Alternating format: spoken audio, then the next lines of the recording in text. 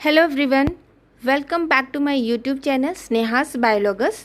आज हम लोग इस वीडियो में रासायनिक अभिक्रियाओं के विभिन्न प्रकार के बारे में पढ़ेंगे। So what are the types of chemical reaction? There are 6 types of chemical reaction जिन्हें आपको क्लास 10th में पढ़ना है। The first one is the combination reaction और synthesis reaction. The first one is the combination reaction और synthesis reaction, जिसे हम लोग हिंदी में संयुक्त अभिक्रिया कहते हैं, और इसी का दूसरा नाम है संयोजन अभिक्रिया।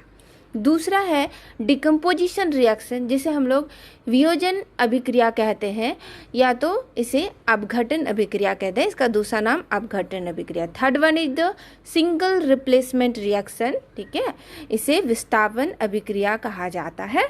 Fourth one is the double replacement reaction, जिसे द्विविस्थापन अभिक्रिया कहते हैं। Fifth one is the oxidation reduction reaction, जिसे उपचयन एवं अपचयन अभिक्रिया कहते हैं, और जब ये दोनों ही अभिक्रिया एक साथ होती है तो इन्हीं को हम रेडॉक्स अभिक्रिया या रेडॉक्स रिएक्शन कहते हैं। Six one is the combustion reaction, जिसे हम लोग दहन अभिक्रिया कहते हैं। तो इन 6 रिएक्शन को हम लोग क्लास 10th में पढ़ेंगे, और इन सबसे पहले हम संयुक्त अभिक्रिया के बारे में डिस्कस करेंगे। लेकिन उससे पहले मैं आप लोग को एक इम्पॉर्टेंट चीज़ बता दूं कि किसी भी रासायनिक अभिक्रिया में आखिर जो नए पदार्थ का निर्माण होता है वो आखिर क्यों होता है। तो नए पदार्थ कहीं ऊपर से नहीं आते हैं रासायनिक अभिक्रिया में। एक्चुअली क्या होता है कि जिन पदार्थों से वे मिलकर बने होते हैं उन पदार्थों के परमाणुओं के जो बंधन होते हैं, जो बॉन्ड होते हैं, वो या तो टूटते हैं या जुड़ते हैं। इन्हीं टूटने और जुड़ने से क्या होता है, एक नए पदार्थ का निर्माण होता है। और सबसे इम्पॉर्टेंट चीज़ ये है कि किसी भी रासायनिक अभिक्रिया में परमाणु कहीं बाहर से नहीं आता है, या फिर हम उसको क्रिएट नहीं कर सकते हैं, ठीक है।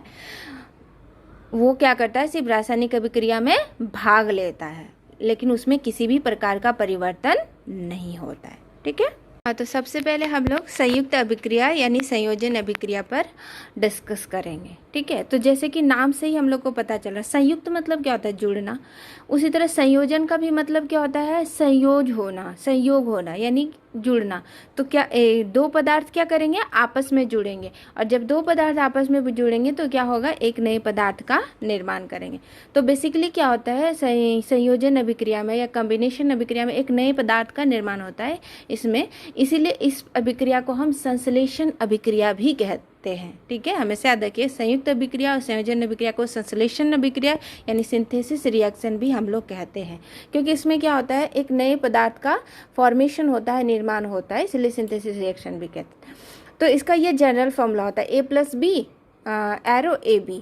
तो देखते हैं क्या होता है, जैसे कि कुछ हम लोग एग्जाम्पल्स ले लेते हैं। जैसे ये है कैल्शियम ऑक्साइड, ठीक है, सॉलिड स्टेट में है, वाटर लिक्विड स्टेट में है, और दोनों आपस में रिएक्शन करते हैं तो एकल उत्पाद का निर्माण करते हैं, और उस एकल उत्पाद को कहते हैं हम लोग कैल्शियम हाइड्रोक्साइड, ठीक है, यानी CaOH2, जो कि इक्वस स्टेट में है। तो ये जो कैल्शियम ऑक्साइड है, आप इसके बारे में जान लिए, बहुत सारे क्वेश्चन और ऑब्जेक्टिव क्वेश्चन इस रिएक्शन यानी इस संयोजन अभिक्रिया से पूछा जाता है। कैल्शियम ऑक्साइड को हम लोग क्या कहते हैं, बिना बुझा हुआ चूना यानी बिना बुझा चूना कहते हैं, ठीक है, कैल्शियम ऑक्साइड को। और जो जल के साथ अभिक्रिया करके जो उत्पाद बनाता है, जो प्रोडक्ट बनाता है, उसे हम लोग बुझा हुआ चूना कहते हैं, यानी कैल्शियम हाइड्रोक्साइड को हम लोग बुझा हुआ चूना कहते हैं। याद करने का ट्रिक मैं बता रही हूँ, बहुत बार बता चुकी हूँ पहले भी आप लोगों को क्लास में। तो कैल्शियम ऑक्साइड को हम लोग बिना बुझा चूना क्यों कहते हैं कि कैल्शियम में क्या है, ऑक्सीजन है ना। और ऑक्सीजन क्या करता है, आपको पता है, किसी भी चीज़ को जलने में मदद करता है। जब जलने में मदद करेगा तो ही तो हम इसे बिना बुझा हुआ चूना कहते हैं, क्योंकि ये जलता है तो बुझ नहीं सकता, ठीक है ना। कैल्शियम हाइड्रोक्साइड को हम लोग बुझा चूना क्यों कहते हैं, देखिए हाइड्रा ऑक्साइड होता है, यानी हाइड्रा ऑक्साइड क्या होता है, हाइड्रा में ही होता है जल, तो इसमें क्या है, जल के कुछ अंश हैं, इक्वस है, जल के कुछ अंश है, तो जिसमें जल है वो क्या होगा, बुझ जाएगा, यानी वो जलेगा नहीं, इसलिए हम इसे बुझा हुआ चूना कहते हैं। तो आप लोग को डेफिनेटली याद रहेगा, कैल्शियम ऑक्साइड को बिना बुझा चूना और कैल्शियम हाइड्रोक्साइड को हम लोग बुझा हुआ चूना कहते हैं, जिसका सूत्र होता है CaOH2, ठीक है। दूसरा एग्जांपल लेते हैं, मैग्नीशियम ऑक्सीजन के साथ अभिक्रिया करके मैग्नीशियम ऑक्साइड बनाता है। कैल्शियम ऑक्सीजन के साथ कार्बन ऑक्सीजन के साथ अभिक्रिया करके कार्बन डाइऑक्साइड बनाता है।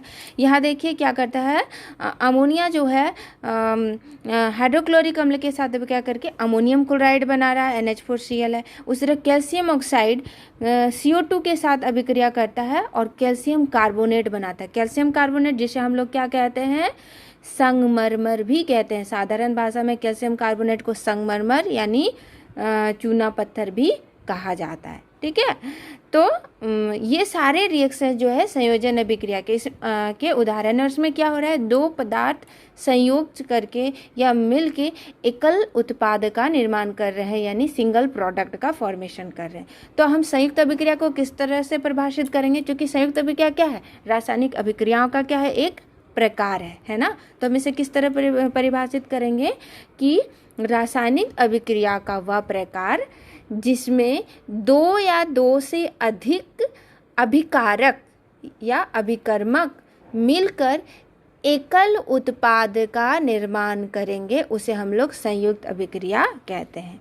रासायनिक अभिक्रिया का वह प्रकार जिसमें दो या दो से अधिक अभिकारक मिलकर एकल उत्पाद का निर्माण करते हैं, उसे हम लोग कहते हैं संयुक्त अभिक्रिया, संयोजन अभिक्रिया या संश्लेषण अभिक्रिया, जिसे इंग्लिश में हम लोग कॉम्बिनेशन रिएक्शन भी कहते हैं। ठीक है, तो आपको डेफिनेशन डेफिनेटली याद हो गया होगा। आज इतना ही। अगर वीडियो पसंद आया तो आप सब्सक्राइब कीजिए, लाइक कीजिए और शेयर कीजिए और आगे बढ़ते रहिए। धन्यवाद।